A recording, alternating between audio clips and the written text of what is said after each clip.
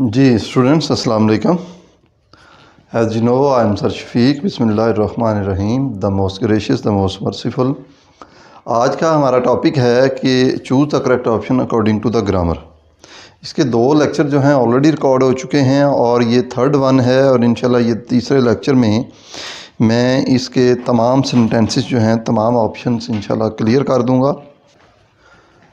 Ji some are born great, कुछ लोग जो हैं वो अजीम पैदा होते हैं। तो इसमें उसने सम को अंडरलाइन किया हुआ और पूछा ये है कि द अंडरलाइन वर्ड जो है वो पोजेसिव प्रोनाउन है, इंडेफिनिट प्रोनाउन है या रिफ्लेक्सिव प्रोनाउन है। ये यहाँ पे पी लगा देते हैं, पी स्टैंड्स फॉर प्रोनाउन। यहाँ पे भी पी लिखा हुआ है, P stands for pronoun, P stands for pronoun. तो सम जो है बेटा, सम आ जाए, एवरी आ जाए, सम वन आ जाए, सम बॉडी आ जाए, एवरी वन आ जाए, ईच आ जाए, तो ये जो हैं ये इनडेफिनिट प्रोनाउन में फॉल करते हैं। तो इनडेफिनिट प्रोनाउन को के ऑप्शन को सर्कल भी किया हुआ है, सॉरी अंडरलाइन भी किया हुआ है और टिक भी किया हुआ है। जी माय मदर, सेकंड सेंटेंस अगला, जी माय मदर बिकम्स इनएक्शियस, मेरी माँ जो है वो परेशान हो जाती है। If I get home late, अगर मैं घर ताख़ीर से पहुँचूँ तो। इसमें आप देखें दोनों क्लॉजेज, इंडिपेंडेंट क्लॉज भी और डिपेंडेंट क्लॉज भी, दोनों क्लॉज जो हैं वो सिंपल प्रेजेंट में लिखी हुई हैं। जब दोनों क्लॉजेज कंडीशनल सेंटेंसेस की सिंपल प्रेजेंट में लिखी हुई होंगी तो हमारा सेंटेंस जो है वो कंडीशनल टाइप 0 होगा। तो इसमें एनेक्शियस जो है ये हमने यहाँ पे फिल करना है। ये एनेक्शियस को अंडरलाइन भी किया हुआ है और इसको टिक भी किया हुआ है, ब्लैंक में हमने इसको फिल करना है। यू बी पंक्चुअल, अब इसमें ब्लैंक है, इसको हमने फिल करना है। द करेक्ट जो मॉडल वर्ब होगा उसको चूज़ करना है। शुड आएगा, आउट टू आएगा, मस्ट आएगा, वुड आएगा। तो बेटा यहाँ पे शुड भी आ सकता है और मस्ट भी आ सकता है। ये दोनों ऑप्शंस जो हैं वो ठीक हैं, यानी कि तुम्हें पंक्चुअल होना चाहिए, तुम्हें पंक्चुअल ज़रूर होना चाहिए, ठीक है। तो दोनों ऑप्शंस ठीक हैं। I heard a noise from behind the room, इसमें एक अहम पॉइंट है वो समझ लें। जब नाउन आए और नाउन के बाद फौरी वर्ब आए तो वर्ब के साथ ING लगा के उसको जेरंड बना देते हैं।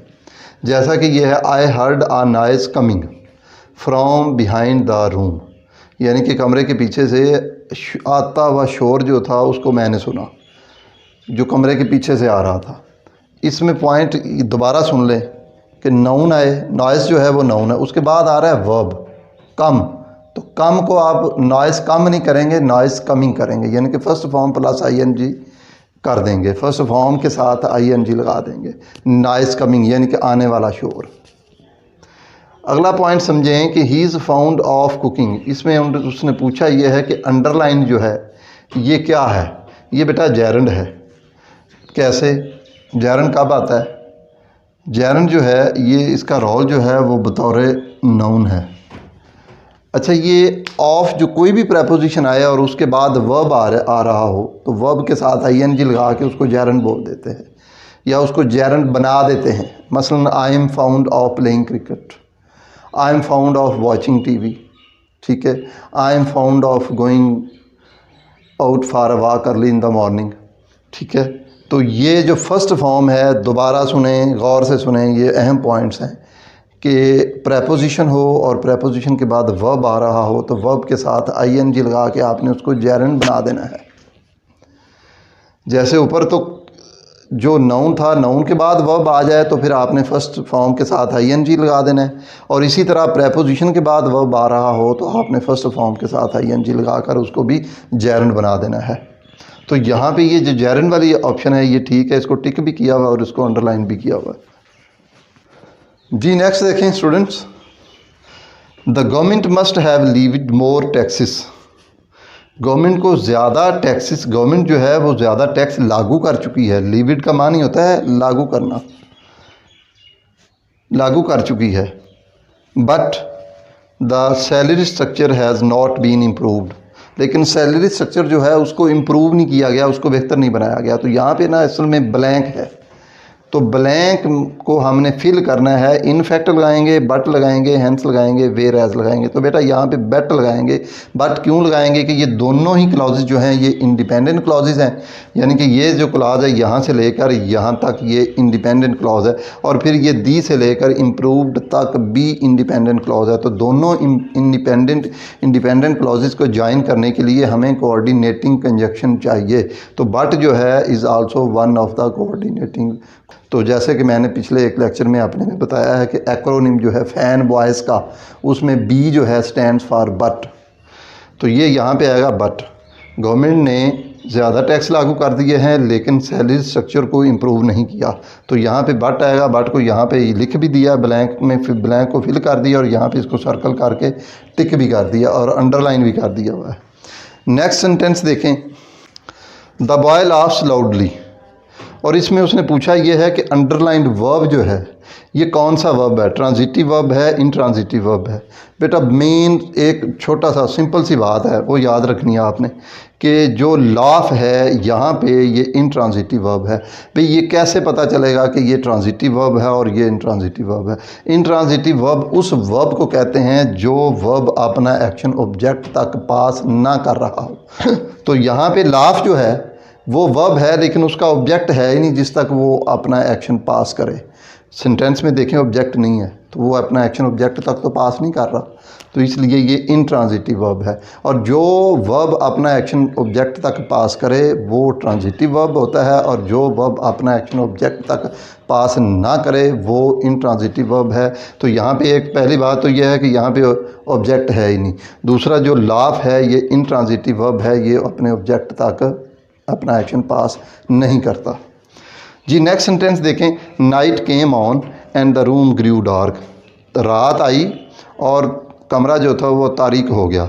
तो यहाँ पे एंड को सर्कल किया हुआ और अंडरलाइन भी किया हुआ है। तो उसने पूछा इसमें ये है कि दिस इज़ कौन सा सेंटेंस है, सिंपल है, कंपाउंड है? बेटा ये कंपाउंड सेंटेंस है। एंड जो है ये उन 7 यानी कि कोऑर्डिनेटिव कंजक्शंस में से एक है, ठीक है। उसमें आ जो है जैसे फैन बॉय में FAN आता है ना, आ जो है स्टैंड्स फॉर एंड। तो ये दोनों जो हैं नाइट केम ऑन, ये इंडिपेंडेंट क्लॉज सेंटेंस है, और ये जो है द रूम ग्रू डार्क ये भी इंडिपेंडेंट सेंटेंस है। तो दोनों इंडिपेंडेंट सेंटेंसेस को एंड ने ज्वाइन कर दिया है, तो लिहाजा ये सेंटेंस जो है ये कंपाउंड सेंटेंस बनता है। कंपाउंड को सर्कल ये अंडरलाइन भी किया और टिक भी किया हुआ है। जी नेक्स्ट देखें, इट इज़ एडवाइजेबल, ये बात जो है मुनासिब है, इसका मानी यहाँ पे माकूल मुनासिब एडवाइजेबल का, to get the correct information from the university office से, ठीक है, इंफॉर्मेशन लेना जो है वो बहुत ही मुनासिब है या माकूल है, ठीक है। इसमें पूछा उसने क्या है, इसमें उसने पूछा ये है कि जो इंफॉर्मेशन है ये क्या है, ठीक है बेटा, आर्टिकल है, एडजेक्टिव है, ठीक है, या नाउन है। ये जो इंफॉर्मेशन नहीं, ये एडवाइजेबल को उसने अंडरलाइन किया हुआ है। तो एडवाइजेबल का उसने पूछा कि अंडरलाइन वर्ड जो है is an article, an adjective और अ नाउन। तो बेटा एडवाइजेबल जो है ये एडजेक्टिव है, लिहाजा हमने एडजेक्टिव को अंडरलाइन भी किया हुआ और टिक भी किया हुआ है। नेक्स्ट ऑप्शन देखें, the dog sat beside the master, जो कुत्ता था वो अपने आका अपने मालिक के पहलू में मालिक के साथ बैठ गया। ये सिट सैट सेकंड फॉर्म है सिट की, तो ये बिसाइड जो है ये क्या है, द अंडरलाइन वर्ड जो है वो क्या है, इज़ नाउन है, प्रेपोजिशन है, प्रोनाउन है, वर्ब है। बेटा ये प्रेपोजिशन है बिसाइड, तो वो प्रेपोजिशन को टिक किया हुआ है। जी नेक्स्ट आप देख लें, जी बेटा she is eating an apple, ये एन को उसने अंडरलाइन किया और नीचे पूछा ये है कि अंडरलाइन जो वर्ड है एडजेक्टिव है, प्रेपोजिशन है, इनडेफिनेट आर्टिकल है या डेफिनेट आर्टिकल है। तो बेटा ये इनडेफिनेट आर्टिकल है, ये मैं अंडरलाइन भी कर देता हूँ और सर्कल भी कर देता हूँ। अच्छा ये आपने एक पॉइंट अहम जो है वो ये जो रिमेम्बरेबल पॉइंट है वो ये है कि जब कोई भी सेंटेंस किसी नाउन से ख़त्म हो रहा हो, यानी क्या simple sentence ending with a noun, उस नाउन से पहले, जैसे कि ये सेंटेंस एप्पल से शुरू और एप्पल नाउन है, ठीक है, और एप्पल से पहले नाउन से पहले आप कोई इनडेफिनेट आर्टिकल लाएंगे, यहाँ पे लाए हैं एन एप्पल। आप दिस इज़ अ बुक, ये एक किताब है, ठीक है, दिस इज़ आ टेबल, तो सेंटेंस जो है टेबल पे ख़त्म हो रहा है, एप्पल पे ख़त्म हो रहा है और बुक पे ख़त्म हो रहा है, और दोनों से पहले, तीनों से पहले, एप्पल से पहले भी, बुक से पहले भी और टेबल से पहले भी, दोनों यानी कि बुक और टेबल से पहले आ लाएंगे और एप्पल से पहले एन लाएंगे, क्योंकि एप्पल जो है is beginning with a vowel. Apple जो है वो वॉवल से शुरू हो रहा है, और जो नाउन वॉवल से शुरू हो रहा है उससे पहले जब हमने इंडेफिनेट आर्टिकल लाना है तो वो हम एन लाएंगे। ये पॉइंट आपने याद रखना है। तो यहाँ पे इंडेफिनेट आर्टिकल लिख दिया, ये ART stand for article. He made people work, ये बेटा काजिटिव वर्ब है, इसमें काम कोई करता नहीं है बल्कि काम करवाता है, उसने लोगों से काम करवाया। तो ये इन्फिनिटिव है, एडवर्ब है, वर्ब है, जेरेंड है। बेटा ये इन्फिनिटिव है without the use of to. जब आप किसी से काम करवाते हैं, ठीक है, तो उसमें आप टू नहीं लाते, उसमें फार्मूला ये होता है कि सब्जेक्ट आता है, फिर ये मेक या मेड, ये सिंपल पास्ट में चला गया, मेक की सेकंड फॉर्म, फिर ऑब्जेक्ट आएगा, ऑब्जेक्ट के बाद फॉर्म वर्ब की फर्स्ट आएगी। ये पॉइंट आपने याद रखना। और ये बगैर टू के इन्फिनिटिव है, जिसको हम इनफाइनाइट भी कह लेते हैं और इसको इन्फिनिटिव भी बोल लेते हैं। जी, he is the man who saved my life, ये वो आदमी है जिसने मेरी ज़िंदगी को बचाया। ये हु क्या है? वो बेटा रिलेटिव प्रोनाउन है, और ये मैन जो है उसका एंटीसीडेंट है। मैं अपने पिछले लेक्चर में इसकी डिटेल बता चुका हूँ कि रिलेटिव प्रोनाउन से पहले जो हु है रेफ़र कर रहा है मैन को, और मैन जो है उसका एंटीसीडेंट है, और एंटीसीडेंट मैन का रिलेटिव प्रोनाउन जो है वो हु है। ठीक है, ये वो आदमी है जिसने मेरी ज़िंदगी बचाई। तो ये रिलेटिव प्रोनाउन फिर हुआ हु जो है, तो इसमें से आप रिलेटिव प्रोनाउन को टिक कर देंगे। This is the correct option. जी, ही स्पोक वेरी लाउड, वो बहुत ऊंचा बोला। ये जो है एन एडवर्ब, ये जो underline part of the sentence है, ये क्या है? एन एडवर्ब ऑफ मैनर है, फ्रीक्वेंसी है, डिग्री है। बेटा ये जो है ये फ्रीक्वेंसी है, इसको मैं सर्कल कर देता हूँ और ये अंडरलाइन किया हुआ है। इसका उसने पूछा है, तो ये एन एडवर्ब ऑफ फ्रीक्वेंसी है, याद रखना आपने। वेरी लाउड जो है एडवर्ब ऑफ फ्रीक्वेंसी है। The most of us take life for granted, ये सेंटेंस क्या है बेटा? ये सिंपल सेंटेंस है। ये देखिए, इसमें कोई कंजक्शन नहीं, ना तो इसमें कोऑर्डिनेटिंग कंजक्शन है, ना इसमें कोई सबऑर्डिनेटिंग कंजक्शन है। कोऑर्डिनेटिंग कंजक्शन से 7 है, मैंने आपको बताई, उनमें से देखें यहाँ पे है कोई? The most of us take life for granted, ना तो कोई इसमें कोऑर्डिनेटिंग कंजक्शन है, ना ही कोई सबऑर्डिनेटिंग कंजक्शन है। तो जब कोई भी ना सबऑर्डिनेटिंग कंजक्शन है, ना इसमें कोऑर्डिनेटिंग कंजक्शंस है, तो फिर ये सेंटेंस जो है वो सिंपल बनेगा। तो ये सिंपल सेंटेंस है। ये सिंपल को अंडरलाइन भी कर दिया और टिक भी कर दिया। जी, she was singing beautifully at a concert, वो कंसर्ट में यानी कि महफिल में बहुत खूबसूरत अंदाज से गा रही थी। तो ये बेटा एडवर्ब ऑफ मैनर है, प्लेस है, टाइम है, डिग्री। तो ये एडवर्ब ऑफ प्लेस है। कंसर्ट जो है वो जगह को, यानी कि on the roof, in the hall, in the classroom, eight a concert, ठीक है।